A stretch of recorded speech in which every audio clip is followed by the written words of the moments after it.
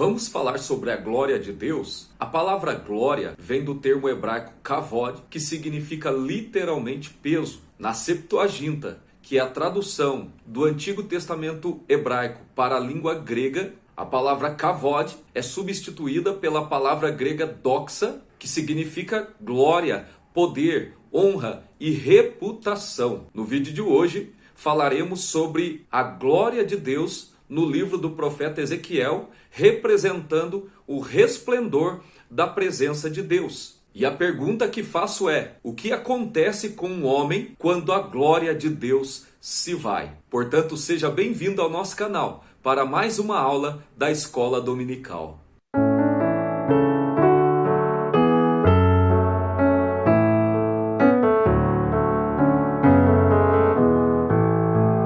Queridos amigos e irmãos em Cristo Jesus, que a paz do nosso Senhor e Salvador Jesus Cristo seja sobre a vida de todos vocês. Mais uma vez estamos aqui com muita alegria para estudarmos a palavra de Deus através das lições bíblicas da Escola Dominical, revista CPAD de adultos. No vídeo de hoje estaremos falando sobre a lição de número 4, que tem por tema Quando se vai a glória de Deus. Lição esta que estará baseada no livro do profeta Ezequiel, nos capítulos 9, 10 e 11. E nós perceberemos aqui que a glória de Deus é muito importante para a subsistência do seu povo. Mas antes de nós estudarmos aqui este tema interessantíssimo, eu gostaria já de pedir para você que ainda não se inscreveu no canal, se inscreva, me ajude a cumprir a meta que nós estabelecemos aqui,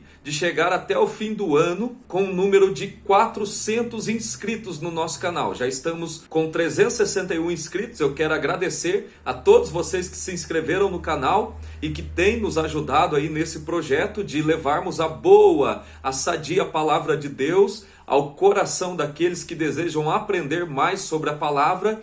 Você que é professor de escola bíblica dominical, você que deseja ser professor, você que é aluno, superintendente de EBD, sejam muito bem-vindos. Bom, no vídeo de hoje, conforme nós já falamos, nós estudaremos sobre a saída da presença de Deus ou da glória de Deus do templo e da cidade de Jerusalém. E veremos o que é que acontece, qual a consequência disso quando a glória de Deus se vai. Dentre tantas as coisas que estudaremos aqui nesta lição, nós falaremos em primeiro lugar sobre a glória de Deus, o que significa a palavra glória. Depois falaremos também sobre a retirada da glória de Deus, fazendo uma análise aqui sobre os capítulos 9, 10 e 11 do livro do profeta Ezequiel. Depois, num terceiro momento, falaremos aqui sobre o segundo templo. E por último, para terminar, falaremos sobre o templo e a pessoa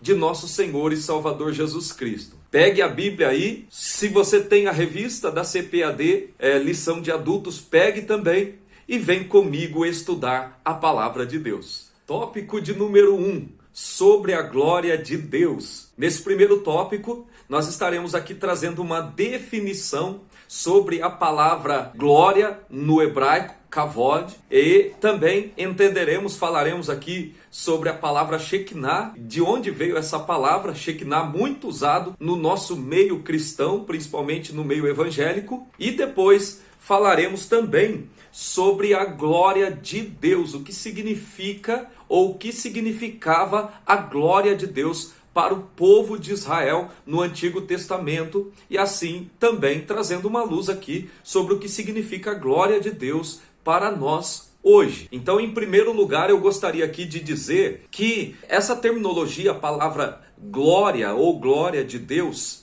ela aparece no Antigo Testamento já desde a peregrinação do povo de Israel no deserto, e a manifestação da glória de Deus, ela se dá em dois momentos importantíssimos na vida do povo de Israel no Antigo Testamento. Em primeiro lugar, nós temos a manifestação da glória de Deus no tabernáculo, na dedicação do tabernáculo que foi construída por Moisés lá no deserto após a saída do povo de Israel do Egito. E depois nós temos também a manifestação da glória de Deus de maneira visível e extraordinária na dedicação do templo de Jerusalém, construída pelo rei Salomão, filho de Davi. Essa manifestação da glória de Deus trazia a ideia, a mensagem para o povo de Israel do Antigo Testamento, de que ali, no meio deles, habitaria a presença de Deus. Então a glória de Deus, a manifestação da glória de Deus, alude à ideia da presença de Deus. Aonde Deus está, a sua glória está. E aonde a glória de Deus está manifestada, a sua presença é certa. Nós vamos entender aqui primeiramente sobre a terminologia glória no original. É o significado da palavra glória.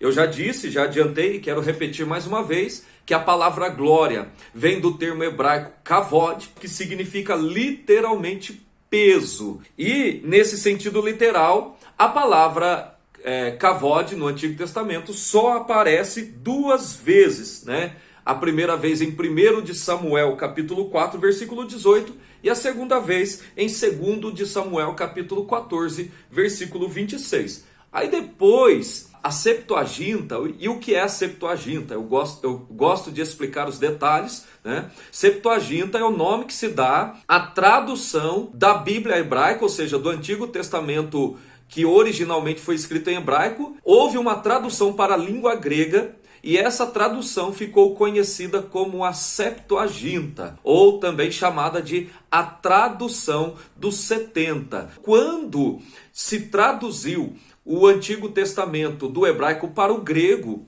a palavra que substituiu a palavra hebraica kavod é a palavra doxa no grego. E a palavra doxa significa glória, resplendor, honra, poder, reputação, mas também em algumas passagens utilizou-se a palavra timê, que significa honra e valor. Mas nas visões de Ezequiel, dentro do contexto do livro de Ezequiel, nós podemos ter a certeza de que a palavra glória, ou kavod no hebraico, ou doxa no grego, alude à ideia, ou indica a ideia do resplendor da presença de Deus. Então, quando no livro de Ezequiel disse que a glória de Deus vai ser retirada, está dizendo que a presença, o resplendor da presença de Deus não mais se manifestará no meio do povo de Israel, na cidade de Jerusalém ou no templo de Jerusalém. E aí nós temos, nos dias de hoje, de maneira muito comum, o uso da expressão, da palavra Shekinah, que alude à ideia de presença. É importante nós sabermos que esta palavra não encontra-se nas escrituras sagradas. Não existe a palavra Shekinah nem no hebraico, né, e nem no grego, nas escrituras, nos textos originais das escrituras. Mas de onde vem essa palavra então Shekinah, que é tão usada no nosso meio hoje, através de louvores, de hinos que são falados, ou até mesmo nas pregações é citada essa palavra como que se referindo à presença ou à glória de Deus? A palavra Shekinah aparece no Talmud. O que é Talmud? Talmud é um livro, vamos dizer assim, é um comentário judaico, é um comentário dos judeus com relação aos textos da Bíblia hebraica.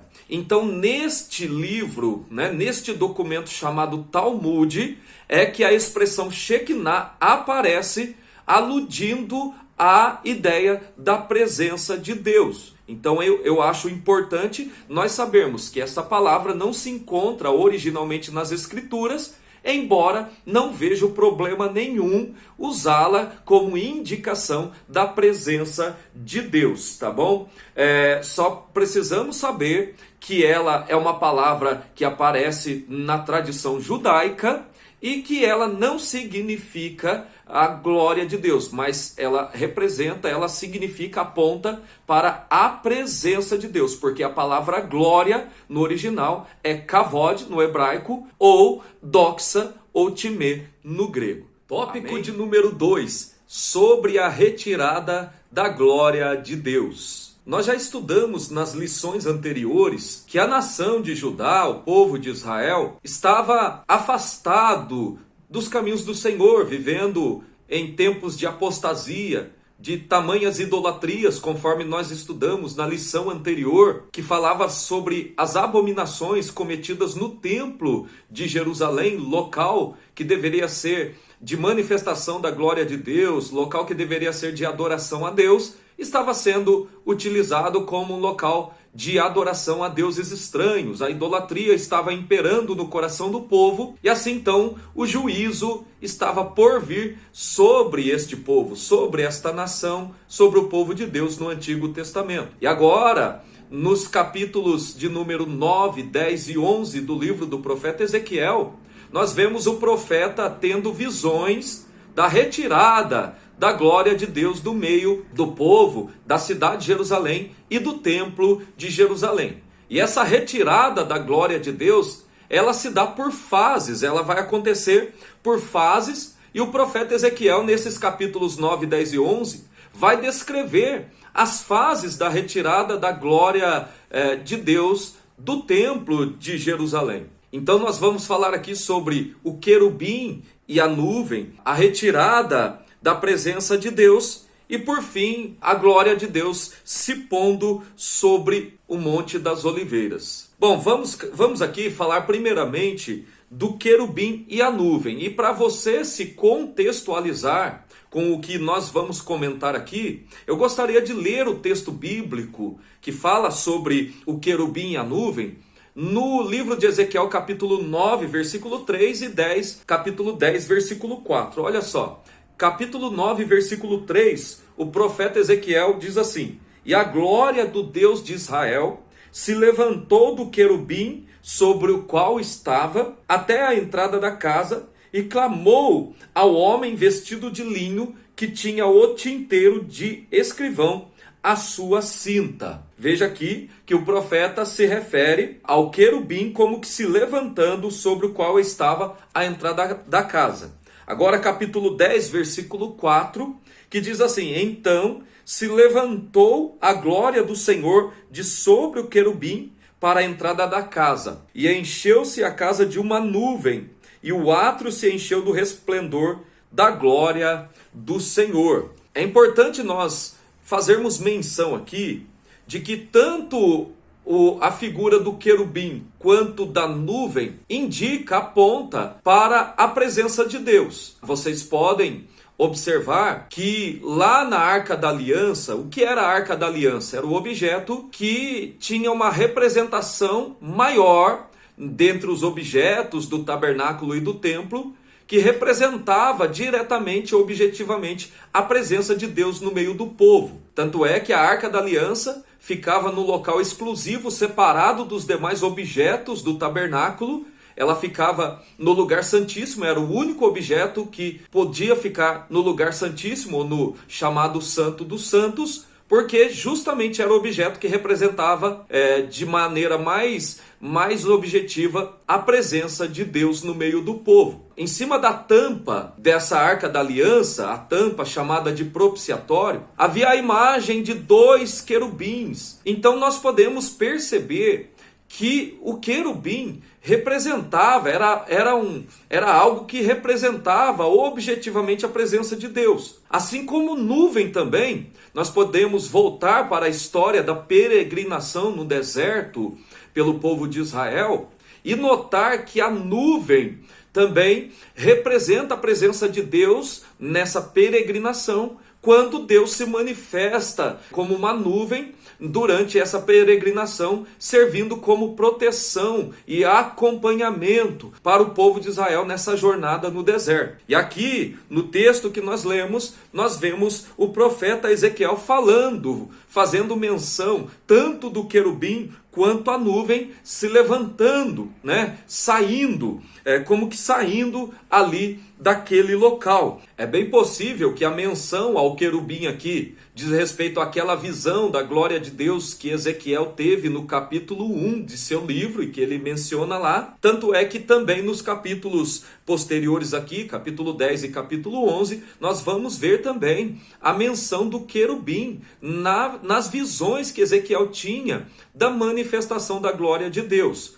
Outros intérpretes poderiam aludir aqui à questão do querubim como que se referindo ao querubim que ficava sobre a tampa do propiciatório. Acredito eu que pelo contexto aqui de toda a manifestação de Deus, da glória de Deus, com relação ao profeta e as visões do profeta Ezequiel, eu não creio que a imagem, a figura de querubim aqui diz respeito ao querubim da tampa do propiciatório, mas sim ao querubim que o profeta Ezequiel vê nas manifestações, nas visões que lhe são dadas da manifestação de Deus aqui. Nós temos aqui, nesses textos, a menção da retirada da glória de Deus, né? Então, nesta visão, Ezequiel acompanha a glória de Deus flutuando entre os querubins e vê a carruagem divina se mover para a porta principal do templo para a sua partida definitiva. Veja que a glória de Deus, na manifestação do querubim ali, estava dentro do templo, mas de repente ele se levanta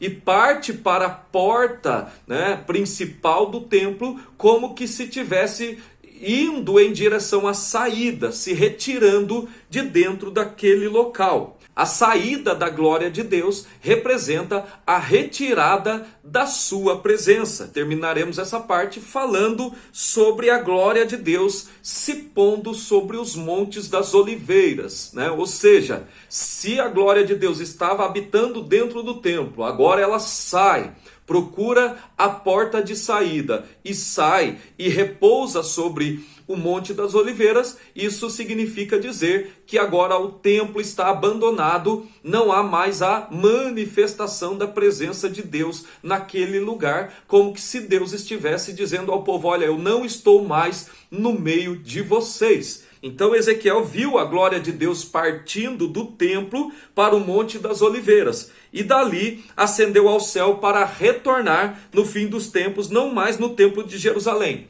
mas no templo milenial, conforme o profeta Ezequiel vai escrever nos capítulos posteriores de seu livro, principalmente o capítulo de número 44 do livro do profeta Ezequiel. Vamos ler o texto aqui de Ezequiel capítulo 11, versículo de número 23. E a glória do Senhor se alçou desde o meio da cidade e se pôs sobre o monte que está ao oriente da cidade. E que monte é este? Justamente o Monte das Oliveiras. Nós temos aqui uma clara evidência de que a presença de Deus não estará mais habitando neste templo, no templo de Jerusalém. Amém? Tópico de número 3, sobre o segundo templo.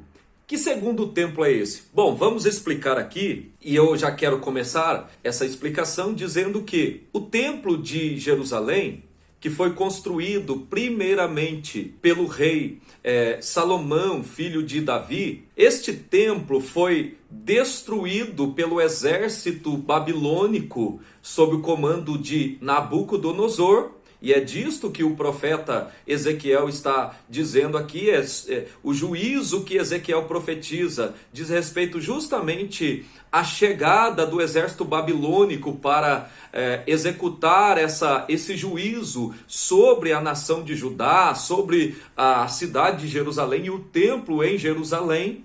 Então esse templo ele é destruído. E aí a história nos conta, a história bíblica, para quem já conhece o Antigo Testamento e o pano de fundo histórico de todo o período do Antigo Testamento, o período bíblico, sabe que a profecia sobre o cativeiro babilônico dizia respeito a um período de 70 anos e depois de 70 anos eles seriam libertos do cativeiro babilônico e teriam direito a voltar para a cidade de Jerusalém e reconstruí-la, e de fato isto acontece, né? A profecia bíblica mostra que isso se cumpriu no período do rei Ciro, o rei da Pérsia, que autoriza o retorno de alguns judeus para a cidade de Jerusalém, para que ali eles reconstruíssem a cidade e depois reconstruíssem também o templo. Aí nós temos a história mostrando também a ajuda do rei Dario na reconstrução do templo, e assim o templo ele foi reconstruído por Zorobabel. E esse templo reconstruído por Zorobabel é o que chamamos de segundo templo. Porém, neste período, a nação de Judá está devastada, porque a destruição promovida pelo Império Babilônico foi muito grande, a cidade ficou devastada, o templo foi ao chão, os muros da cidade foram destruídos, a cidade queimada, a pobreza impera sobre aquele lugar. E os judeus que para lá voltam, eles vão ter muito trabalho diante de tamanhas dificuldades para a reconstrução do templo e da cidade. Então o templo de Zorobabel, ele não tem mais a mesma glória, ele não tem mais o mesmo esplendor, né, a mesma beleza, a mesma majestade que havia no templo que foi construído primeiramente por Salomão. Se você ler a profecia do profeta Ageu, Ageu escreve justamente nesse período de reconstrução do templo e da cidade de Jerusalém, buscando promover ânimo aos habitantes que voltaram para a cidade de Jerusalém. Nós temos aqui algumas informações sobre este segundo templo, que é o mesmo templo dos dias de Jesus, porém reformado, totalmente ampliado e reformado por Herodes o Grande, que teve o intuito de agradar os judeus a fim de ter o apoio dos judeus a seu favor. Então o segundo templo, conhecido como Templo de Zorobabel, foi inaugurado no 6º ano do rei Dario. Isso está em Esdras, capítulo 6, versículo 15, que corresponde ao ano 516 a.C., exatamente 70 anos depois da última invasão do rei da Babilônia sobre a cidade de Jerusalém. O pensamento no período pós-exílio, ou seja, depois do cativeiro babilônico, era de que o retorno da glória de Deus era escatológico. Malaquias, capítulo 3, versículo 1, profetiza dando a ideia de que a volta da glória de Deus para o templo seria algo escatológico. Eu, particularmente, não concordo com a interpretação majoritária que nós vemos em nosso meio, de que a profecia de Ageu, capítulo de número 2, versículos de número 7 ou versículo de número 9, que diz que virá o desejado de todas as nações e a glória da segunda casa será maior do que a da primeira. Vários intérpretes, como no caso aqui do comentarista da lição, pastor Ezequiel Soares, interpretam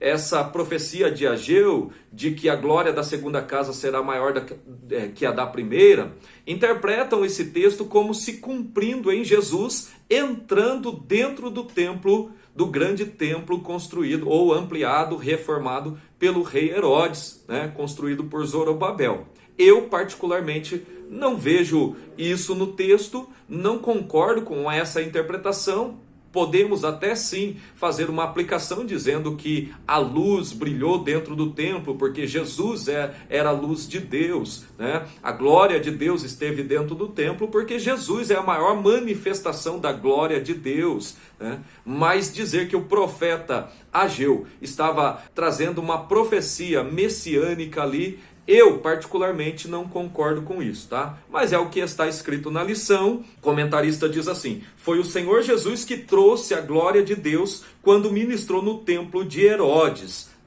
Aí ele associa Ageu, capítulo 2, versículo 7, a João, Evangelho de João, capítulo 1, versículo de número 14, que diz assim: e o verbo se fez carne e habitou entre nós, e vimos a sua glória, como a glória do unigênito do Pai, cheio de graça e de verdade. A interpretação fica a critério de cada um. Eu só acho que é forçar demais o texto profético de Ageu, a manifestação, a presença de Jesus dentro do templo de Jerusalém. Mas é importante nós sabermos, trazermos aqui as informações sobre o segundo templo. O segundo templo, ele foi construído por Zorobabel, porque havia sido destruído o primeiro templo na invasão babilônica, e foi reformado e ampliado pelo rei Herodes. Este é o segundo templo que fica de pé até os dias de Jesus, e ele foi destruído pelo Império Romano sob o comando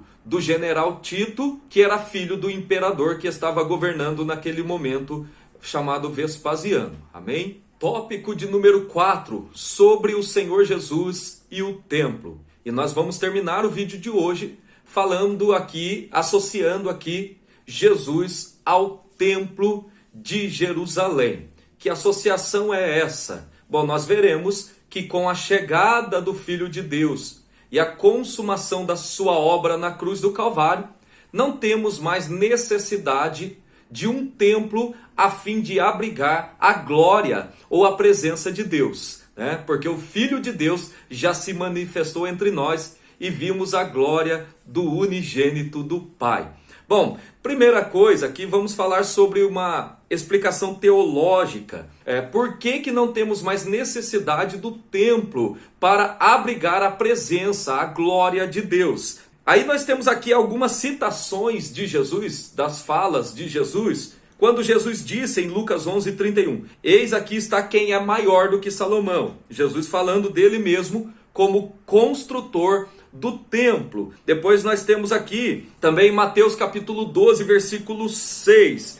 Está aqui quem é maior do que o templo. Jesus é maior do que Salomão, Jesus é maior do que o templo. Quando ele curou o paralítico em Cafarnaum, ele disse, filho, perdoados estão os teus pecados. Marcos capítulo 2, versículo 5. Portanto, nós temos aqui a ideia de que com a chegada de Jesus, o templo ficou redundante. Não há mais necessidade do templo para abrigar a manifestação da glória de Deus, porque o próprio Deus agora se manifesta em nós, em graça e em verdade. E o nome dele é Jesus Cristo de Nazaré. E é isso que João complementa no Evangelho, capítulo 1, versículo 14, dizendo, e o verbo se fez carne e habitou entre nós, e vimos a sua glória, como a glória do unigênito do Pai, cheio de graça e de verdade. Depois nós vamos falar aqui, agora nós vamos falar também do fim do templo, né? Jesus anunciou o fim do templo como fizeram Ezequiel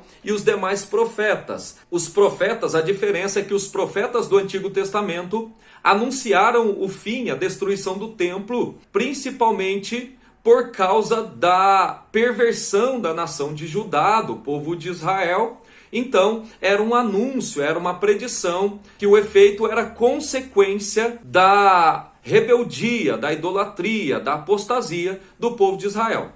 Com Jesus, o fim do templo acontece porque agora não tem mais a necessidade do templo abrigar a glória e a presença de Deus, porque ele mesmo é a manifestação da glória de Deus no meio de nós, no meio do povo. E nós vamos terminar aqui falando da presença de Deus hoje no nosso meio. Quando Jesus, no alto da cruz, com grande voz, entregou o Espírito, dizendo, Pai, nas tuas mãos entrego o meu Espírito, a Bíblia diz, ali em Mateus capítulo 27, 51, que o véu do templo se rasgou de alto a baixo. Que véu é esse? O véu era um objeto que havia no templo, que existiu também no tabernáculo, e que tinha o objetivo de fazer a separação entre o lugar santo e o lugar santíssimo, o santo dos santos, aonde abrigava a arca da aliança. E ali no lugar santíssimo estava a maior representação da glória de Deus, da presença de Deus no meio de Israel, que era a arca da aliança. E quando o véu do templo se rasga de alto a baixo, é como que a morte de Jesus estivesse rasgando a divisão daquilo que separava todos os homens da presença direta e objetiva de Deus. Quando o véu do templo se rasga de alto a baixo, E por que de alto a baixo? Para dizer que do céu veio a abertura do caminho para a glória de Deus. Ou seja, na morte de Jesus, o caminho para o trono de Deus, o caminho para o trono da glória de Deus está aberto a todos os homens que se rendem a Jesus Cristo como seu único e suficiente Salvador. Portanto, diante deste fato, não existe mais o templo de Jerusalém, porque Jesus, ou Deus, habita no cristão individualmente por meio da pessoa do Espírito Santo de Deus. Você é templo, você é morada, você abriga a presença, a glória, o kavod de Deus sobre a sua vida. Nós não temos mais necessidade do templo de Jerusalém para abrigar a glória de Deus, porque agora o Espírito Santo de Deus habita dentro de cada um de nós. Isso não quer dizer, não podemos confundir as coisas, não quer dizer que nós não precisamos ter um lugar de encontro, de liturgia de culto, para congregarmos coletivamente e presencialmente. Não, tem nada a ver uma coisa com a outra. Nós só estamos querendo dizer que agora o acesso à presença de Deus, à glória de Deus, não está restrita ao sumo sacerdote dos judeus, do judaísmo, uma vez por ano no dia da expiação. Não, agora o trono da graça de Deus está aberto para todos nós. A qualquer momento você pode entrar na presença dele, diante do Senhor, através das suas orações. Que Deus em Cristo vos abençoe. Se você não é inscrito no canal, se inscreva, dê o seu like, comente aí sobre o que você acha dessa lição e nos ajude a crescermos na graça e no conhecimento da palavra de Deus. Até a próxima. Deus te abençoe em nome de Jesus.